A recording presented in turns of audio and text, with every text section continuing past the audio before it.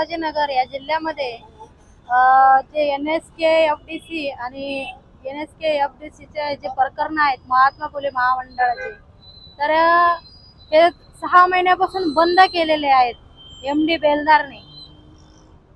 तर त्वरित त्याचं वाटप करावा आणि छत्रपती संभाजीनगर या जिल्ह्यातील तात्कालीन विभागीय रिजनल मॅनेजर मिलिंद काकड व संघपाल विजय राठोड यांनी जवळच्या जिल्ह्यातील लोकांना संगनमत करून कोटी रुपयाचा भ्रष्टाचार केलेला आहे.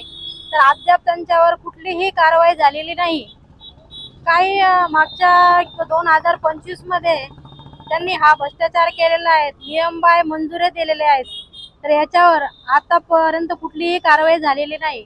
विजय राठोड यांना तर बडतर्फ केलंय तात्पुरतं, पण मिलिंद काकड यांच्यावर कुठलीही आतापर्यंत कारवाई झालेली नाही. तर असं का लोकांवर अन्याय करायचा आणि त्यांना नियमाबाह्य जाऊन त्यांना अधिकार आहे का असा मंजुऱ्या वाटप करायचा?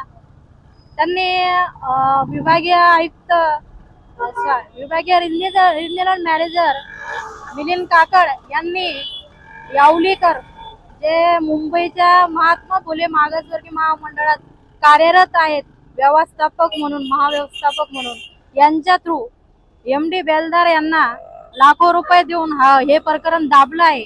तर मी सरकारला एक विनंती करते की या प्रकरणाची चौकशी करावं. यांचे फोन पे, गुगल पे, यांचं अकाउंट हे सगळं CBI मार्फत चौकशी करून यांच्यावर त्वरित कारवाई करण्यात यावी.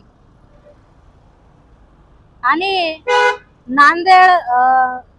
नांदेड, हिंगोली आणि नगर जिल्ह्यातील राहुरी गावात कमीत कमी 20 ते 22 कोटी रुपयाचे प्रकरण ह्या लोकांनी लाभार्थ्यांना 1 रुपया न देता भ्रष्ट पद्धतीनं जे त्वरित त्याच्या मंजुऱ्या घेतल्या आणि यांनी लाभार्थ्याला तर काही दिले नाही आतापर्यंत. यांनी त्याचा एवढा मोठा घोटाळा केलाय. तर आतापर्यंत प्रशांत गेडम यांच्यावर कारवाई का होत नाही? याचा अर्थ असा होतोय की जे वरिष्ठ अधिकारी आहेत हे आर्थिक व्यवहार करून हे प्रकरण दाबण्याचं काम करत आहे. याच्यासाठी आम्ही महिला मोर्चाच्या वतीनं येणाऱ्या 15 दिवसात जर यांच्यावर कारवाई करण्यात आली नाही, कुठल्याही चौकशी लावण्यात आली नाही, तर आम्ही पूर्ण महाराष्ट्रात महिला मंडळ मोर्चाकडून लाटणे मोर्चे काढण्यात येणार आहेत. याची दखल शासनाने घ्यावी.